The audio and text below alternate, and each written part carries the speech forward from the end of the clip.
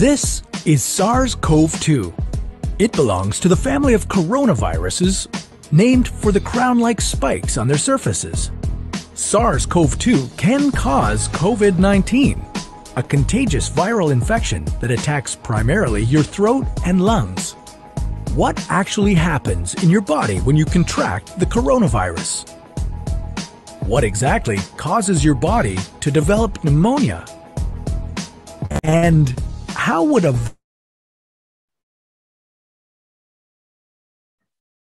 vaccine work? To reproduce. Let's have a closer look. Inside the virus, genetic material contains the information to make more copies of itself.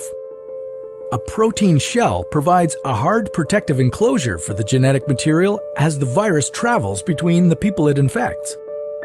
An outer envelope allows the virus to infect cells by merging with the cell's outer membrane. Projecting from the envelope are spikes of protein molecules. Both a typical influenza virus and the new coronavirus use their spikes like a key to get inside a cell in your body, where it takes over the cell's internal machinery, repurposing it to build the components of new viruses. When an infected person talks, coughs, or sneezes, droplets carrying the virus may land in your mouth or nose and then move into your lungs. Once inside your body, the virus comes in contact with cells in your throat, nose, or lungs. One spike on the virus inserts into a receptor molecule on your healthy cell membrane like a key in a lock. This action allows the virus to get inside your cell. A typical flu virus would travel inside a sac made from your cell membrane to your cell's nucleus that houses all its genetic material. The coronavirus, on the other hand, doesn't need to enter the host cell nucleus. It can directly access parts of the host cell called ribosomes. Ribosomes use genetic information from the virus to make viral proteins, such as the spikes on the virus's surface. A packaging structure in your cell then carries the spikes in vesicles which merge with your cell's outer layer, the cell membrane. All the parts needed to create a new virus gather just beneath your cell's membrane. Then, a new virus begins to bud off from the cell's membrane. Now, with the virus spreading in your body, how can you develop pneumonia symptoms? For this, we'll have to look into your lungs. Each lung has separate sections called lobes. Normally, as you breathe, air moves freely through your trachea or windpipe, bronchi, through smaller tubes called bronchioles, and finally into tiny sacs called alveoli. Your airways and alveoli are flexible and springy. When you breathe in, each air sac inflates like a small balloon. And when you exhale, the sacs deflate. Small blood vessels called capillaries surround your alveoli. Oxygen you breathe passes into your capillaries out. Your lungs can get rid of it when you exhale. Your airways catch most germs in the mucus that lines your trachea. Cukup bisa ngikutin nggak teman-teman tadi videonya? Ya, jadi ceritanya itu tadi kan digambarkan seseorang. Kalau yang saya tahu yang dulu yang kita pertama kali tahun lalu ya itu yang pertama itu pakai droplet. Penyebarannya kali ini bukan droplet lagi loh, sudah airborne. Maksudnya apa? Kalau droplet itu artinya jarak 1 meter masih kena karena droplet itu lebih besar ukurannya daripada airborne. Jadi droplet itu sama seperti apa ya? Titik-titik air. Ya, droplet itu titik-titik air. Kalau ada orang bersin, orang batuk, titik-titik airnya itu kalau ukurannya besar namanya droplet. Makanya kan selalu dikatakan ada jaga jarak 1 meter gitu kan. Nah, sekarang ini bukan lagi droplet, tapi sudah airborne. Kenapa? Ukurannya lebih kecil, jadi masih melayang-layang dia di udara. Sehingga pada waktu seseorang masuk ke ruangan yang sama, jadi ini orang positif nih, orang positif masuk, dia bersin. Kemudian dia keluar. Orang sehat masuk. Nah, itulah tadi yang masuk ke dalam hidungnya si orang sehat. Bentuknya sekarang sudah airborne. Dan ini sudah disampaikan oleh CDC, jadi satu badan penyakit menular di Amerika, dia meneliti bahwa benar-benar sekarang penularannya bukan lagi droplet, artinya Anda menjaga 2 meter pun itu masih enggak. Kalau Anda di dalam ruangan ya, ruangan tertutup, ini terutama di ruangan tertutup, Anda tetap akan terinfeksi. Gitu. Makanya nggak boleh lepas masker ya, Bu Ari ya. Harus tempel masker terus ya. Oke. Ya, betul. Makanya Badan Penyakit Menular di Amerika, CDC ya, CDC ini dia menyatakan bahwa sebaiknya sekarang kita pakai double masker yang menutup supaya rapat. Jadi masker pertama medis, terus kita doublein dengan masker kain sehingga tidak ada celah lagi buat virus untuk masuk. Seperti itu. Oke. Nah, saya juga mau cerita. Ini kan tadi kita bicara sel lah. Sedikit kita sharing. Saya mau sharing tentang mengingat kembali pelajaran biologi, ya. Saya mau sharing, kan tadi tuh kita belajar tentang ribosom, tentang sel gitu ya. Nah, ini saya mau menyampaikan tentang sel itu seperti apa, ya. Jadi kan tubuh manusia ini terdiri dari organ-organ. Nah, nanti saya mau sharing nih, apa yang terjadi kalau orang itu terpapar COVID, walaupun virusnya sudah nggak ada, akibatnya apa, gitu ya. Nah, ini saya mau cerita dulu di sini. Kan tubuh manusia terdiri dari organ, ya, ada organ jantung, organ paru-paru, semuanya lah organ. Dan organ itu terdiri dari jaringan, kalau dibedah lagi, dikecilin lagi. Jaringan-jaringan atau tisu bahasa Inggrisnya ya, jaringan. Nah, jaringan ini tersusun oleh triliunan sel. Jadi tubuh kita tersusun oleh triliunan sel. Jadi jaringan ini tersusun oleh sel manusia. Nah, sel ini kalau saya cuma ngambil, nggak usah banyak-banyak kita pelajari ya, paling nggak ada inti sel, dan yang pasti saya mau katakan di sini ada mitokondria. Oke, teman-teman, mitokondria itu apa? Simpan dulu, pokoknya tangkap dulu ya, mitokondria. Nah, ini saya bicara tentang sel manusia. Sel manusia itu kalau sehat, ini gambarannya. Kan sel itu menduplikasi, makanya kita tuh dari kecil, jadi dari bayi sampai sekarang seperti ini. Itu kan karena ada pembelahan sel. Nah, tadi virus COVID itu dia juga akan membelah. Jadi pada waktu dia masuk ke dalam badan seseorang, dia di situ masuk ke dalam intinya, ke dalam sel sehatnya orang tersebut, dia menggunakan fasilitas di dalam sel sehat itu untuk menduplikasi. Nah, ini kalau sel sehat yang diduplikasi pasti juga sel sehat. Ini lihat ya, kalau selnya sel sakit, ya keriput-keriput gini, ini bisa sel sakit itu bisa banyak hal. Sakit karena virus ataupun sakit karena kekurangan makanan selnya, ya selnya sel lapar. Nah, kalau selnya keriput begini, kayak nenek-nenek kekurangan makan, ya, jadi keriput, itu juga yang dia pada waktu menduplikasi jadi keriput. Nah, kalau seperti ini jadilah sel sakit. Sel sakit menduplikasi jadi sel sakit, menduplikasi sel sakit. Sel yang sakit terus-terusan, kalau dia terus semuanya terbentuk sel, otomatis jaringan yang terbentuk juga jaringan sakit. Pada waktu jaringan sakit, otomatis organnya jadi sakit, gitu. Oke, saya lanjut. Tadi simpan mitokondria. Mitokondria itu apa sih? Mitokondria itu ibaratnya gardu listrik yang menghasilkan energi untuk sel dan untuk manusia, karena manusia kan tersusun oleh sel. Jadi saya ambil langsung kesimpulannya, mitokondria adalah gardu listrik yang menghasilkan energi untuk manusia. Berapa besarnya? Bio ATP, jadi biologi ATP yang dihasilkan oleh sel ini adalah 38. Jadi ada satuannya 38. Nah, sini saya ada gambar. Ini gambar apa sih gitu ya? Sebenarnya gini loh, sel itu untuk bergerak, untuk kita bisa bergerak, sel kita itu butuh energi, ya. Dan sel itu sendiri juga menghasilkan energi. Nah, pada waktu selnya itu bentuknya masih besar-besar seperti ini yang hijau ini adalah glukosa yang kompleks. Dari mana? Ini glukosa yang masih bentuknya masih besar-besar dari nasi yang kita makan. Jadi karbohidrat yang kita makan, nasi yang kita makan itu masih bentuknya besar-besar. Ya, jadi ini yang disebut regular polysaccharide peptide. Dan ini perlu dipecah lagi untuk bisa masuk ke permukaan sel. Ini adalah permukaan sel, ini adalah gambaran sel. Ini pori-porinya sel, pori-pori di permukaan sel.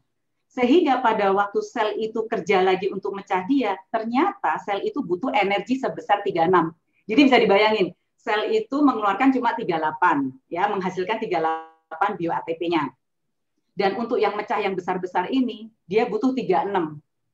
Padahal sisanya itu dibutuhkan untuk pembelahan, untuk reproduksi lagi, untuk juga termasuk kalau ada sel sakit, nyembuhin gitu. Jadi untuk aktivitas sel. Kebayang kan? Makanya ini yang kuning-kuning ini adalah yang namanya alpha polysaccharide peptide. Jadi ini ukurannya nano, sehingga dia disesuaikan dengan ukuran pori-pori daripada sel itu sendiri, sehingga ini juga gampang diserap daripada makanan reguler. Ini kayak sifatnya kayak spons nyerap air set gitu ya.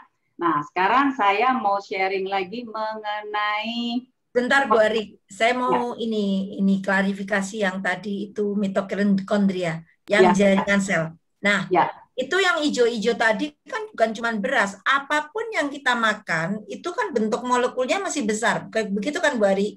Betul. Nah, ya, betul sekali. Jadi ini saya simpulkan bahwa untuk makanan itu supaya bisa masuk sel, itu harus dipecah-pecah kecil-kecil supaya masuk pori-porinya sel, dan itu membutuhkan energi yang tadi bio ATP. Betul ya Bu Arya? Betul. Nah, jadi kalau itu bio ATP yang kayak mitokondria itu menghasilkan 38, sedangkan untuk memproses makanan semuanya itu untuk masuk ke sel, itu dibutuhkan minimal 36, betul ya? Betul. Nah, otomatis kalau hanya sisa 2 energi, ya kekurangan dong Bu Ari. Bisa lemes dong kita Bu Ari. Makanya Bu Ari. Namanya tekor. Makanya ada istilah gini, seseorang selnya kenyang, perutnya kenyang, tapi selnya masih lapar. Sering nggak dengar istilah gitu? Ya. Jadi dia merasa dia udah kenyang, dia kenyang perut urusannya, kenyang perut, tapi selnya masih lapar. Ya itu tadi, karena apa yang dia makan perlu diolah lagi untuk bisa diserap sama sel itu. Ya tekor tadi, dia butuh minimal 36 kalori, sementara sel cuma ngeluarin 38. Kesimpulannya Bu Ari, dengan kita tekor, otomatis yang namanya daya imun kita juga pengaruh ya Bu Ari ya. Betul. Nah dari situlah COVID bisa gampang masuk. Betul Bu Ari. Benar. Virusnya. Benar. Oke. Dan Bu Ari, sebagai gambaran saya juga sering dengar dari teman-teman yang sharing kan banyak sekali nih akhir-akhir ini kan banyak kita sering hampir tiap hari tuh innalillahi gitu ya. Benar nggak? Orang sakit ini positif. Iya betul. Itu tahu nggak? Ternyata orang yang sakit yang terpapar itu sudah tidak bisa menikmati makan. Jadi dia pengennya cuma minum dan susu. Jadi kalau orang yang sadar dia akan minum susu. Jadi karena dia udah nggak bisa punya. Nah pada saat nggak bisa punya, ini saya selain ini otomatis energinya kurang ya Bu Ari. Tambah kurang lagi. Jadi tambah imunnya tambah turun. Oke, paham. Ya. Gitu. Ya. Sekarang saya lanjutin kondisi saat ini. Ya. Ini tadi kan bicara tentang 2 ya. Jadi dia perlu energi tekor energi, dan yang kedua kalau orang sakit COVID yang kena terpapar itu dia sudah nggak suka makan, tambah lagi. Nah, sekarang saya mau sharing tentang kondisi hari ini. Kondisi zaman modern lah ngomongin, bukan hari inilah ya. Kita semua pertaniannya pakai pestisida, terus kemudian pakai zat kimia yang supaya cepat. Terus ada menggunakan hormon pertumbuhan. Sering dengar nggak hormon pertumbuhan ini kalau bahasa Inggrisnya itu GMO gitu. Ini tuh sering memancing, digunakan untuk memancing tanaman itu supaya hasilnya banyak, panennya lebih sering, lebih cepat, ya dipanen lebih cepat. Dan misalnya kalau untuk buah-buahan besar-besar. Nah kalau untuk padi itu supaya tahan hama, biasanya juga digunakan seperti itu. Nah itu bicara dari pertaniannya. Terus zaman sekarang ini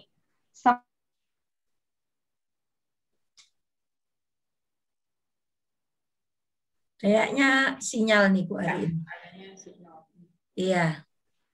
Sebenarnya di sini kita udah sampai di rumah kita. Itu kan semuanya mengalami berasnya itu wangi.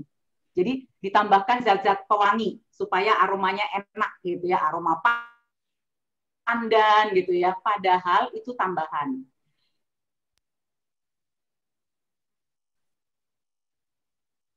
Dan juga dilakukan pemutihan. Harus nyari beras, misalnya harus beli beras, saya pengennya beras yang masih manual penggilingannya. Terus kemudian beras yang berkutu. Nah kita sekarang ini cari beras yang berkutu udah susah banget. Coba deh beras dijamin, jarang ya ada kutunya. Padahal beras berkutu itu yang paling bagus. Karena tidak ada zat kimia, makanya kutu mau. Ya, kutu aja mau, apa nggak mau dengan kimia. Ya. Terus cara masaknya kita. cara masaknya kita juga suhu tinggi, kita kan pakai pemanasan segala macam sehingga kurang tepat. Akibatnya apa nih? Gambarnya agak ya. Ini saya permudah aja. Jadi pada waktu mengalami modifikasi genetika udah pasti sudah nggak aman, ya. Kemudian kedua, itu pasti sulit dicerna. Yang normal aja udah tekor tadi. Ini apalagi tambah sulit dicerna kalau kita ngomong padi beras ya. Sehingga kandungan nutrisinya udah pasti berkurang.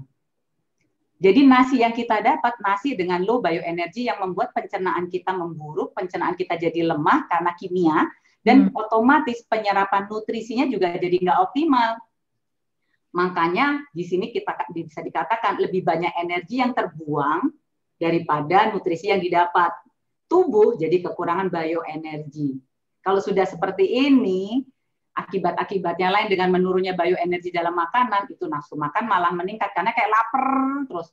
Ya, ada yang juga malah males mengkonsumsi makanan, tapi yang ini nafsu makan meningkat mengakibatkan berat badan meningkat.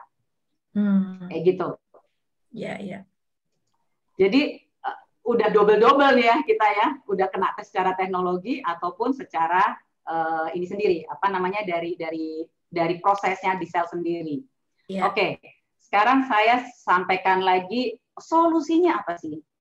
Solusinya gimana sih? Terus apa sih gitu ya? Tadi kan gambar saya tadi yang pertama menggambarkan tentang yang kecil-kecil yang warna kuning. Saya perkenalkan produk Alpha Meta. Alpha Meta ini adalah Alpha PSP. Jadi kandungan utamanya itu Alpha PSP. Kalau saya balikin dengan gambar yang pertama tadi, ini Alpha Meta nih, Alpha PSP ini yang 100% ada di dalam Alpha Meta. Jadi inilah yang diserap dengan mudah oleh sel, seperti spon nantinya. Ya, dia merupakan glukosa kompleks ya dalam bentuk mikromolekul karena ada nanoteknologi daripada proses itu menggunakan nanoteknologi dan ia merupakan bahan bakar daripada sel. Terus kemudian Alpha PSP ini juga merupakan antioksidan ya yang bisa mengikat radikal bebas, termasuk dia juga ada kandungan asam amino untuk pembelahan sel dan protein untuk pertumbuhan sel. Oke, saya lanjutkan lagi ya. Nah, ini dia. Jadi revolusi makanan sel saat ini apa? Ya Alpha PSP itu. Alpha PSP ini karena dia ready to use. Pada waktu Alpha PSP ini masuk ke dalam tubuh manusia, dia akan mengalami proses metabolik enzim, terus dia memproduksi bioenergi, yaitu yang bio ATP tadi. Langsung 38 ya. Dan yang 38 itu semuanya bisa digunakan untuk metabolisme. Jadi bisa dipakai untuk detoksifikasi sel, bisa dipakai juga untuk perbaikan sel, bisa untuk peremajaan sel, bisa untuk proteksi sel. Sehingga kalau ini selnya sehat karena dapat makanan yang tepat, maka ada kekuatan penyembuhan sel secara alami. Nah ini kalau dibanding beras merah. Sebentar. Ini tadi catnya menarik banget. Coba kita lihat catnya menarik banget karena Bu Ari. Karena gini, sekarang ini para penderita COVID yang diserang itu banyak lambung. Sehingga orang malas makan. Seperti yang tadi Bu Ari jelaskan kan, malas makan. Nah, pada saat malas makan, otomatis tidak ada asupan yang masuk ke dalam. Dan selnya menjadi lemah. Betul ya? Karena tidak ada memproduksi bio ATP. Ya. Betul ya, Bu ya? Nah, pada saat tidak memproduksi, coba catnya Bu Ari yang tadi Alpha PSP. Alpha PSP. Ya. Karena ini penting banget untuk mengetahui kenapa kalau ini benar ini ya. Jadi makanan sel itu, jadi kita ada satu muscle challenge. Kalau sudah nggak makan, otomatis selnya nggak dikasih makan. Otomatis pada saat nggak dikasih makan, dia tidak memproduksi bio ATP atau bioenergi itu tadi ya. Makanya banyak yang lesu ya. Nah, betul. Yang saya lihat dari chartnya Bu Ari ini, ada Alpha PSP itu makanan utama sel, ya, yang bisa memproduksi bio ATP sehingga selnya itu punya energi dan selnya yang rusak diperbaiki, diremajakan dan diproteksi. Betul begitu Bu Ari? Jadi ini saya hanya dan yang ini Bu Ati, sehingga dalam hal ini si Alpha PSP ini nggak butuh lagi tambahan energi. Kalau tadi glukosa kompleks itu tadi glukosa yang pertama tadi ya yang saya gambarkan tadi yang warna hijau. itu gambaran glukosa ya untuk energi lah ya. Itu tuh butuh 36 bio ATP. Kalau ini udah enggak, jadi bio ATP yang dihasilkan sel langsung dipakai juga untuk detox, perbaikan, jadi semuanya bisa dipakai Bu Ati. Karena bisa terserap 100% dia bentuknya mikromolekul. Oke, lanjut Bu Ari. Betul. Ya. Oke, saya lanjutin ya. Nah ini Bu Ati tadi masalah yang Bu Ati bilang, kalau kita makan beras ini langsung compare sama beras lah, karena kita sedang bicara alpha PSP yang dari alpha meta ya. Alpha meta ini murni terbuat dari kulit ari beras merah terpilih. Yang bukan beras ditumbuk ya, Bu Ari ya? Ya kenapa, Bu Ati? Bukan beras ditumbuk gitu ya, terus tak saring ayak gitu, bukan ya? Ya, dia ada prosesnya sih, Bu Ati, ada prosesnya pakai mesin juga, tapi semua dijaga supaya nutrisinya itu terjaga. Orang nanamnya aja, ini kan ditanam di Thailand. Thailand itu kita tahu bahwa kalau kita ngomong, saya tutup dulu ya, supaya enak ngobrolnya.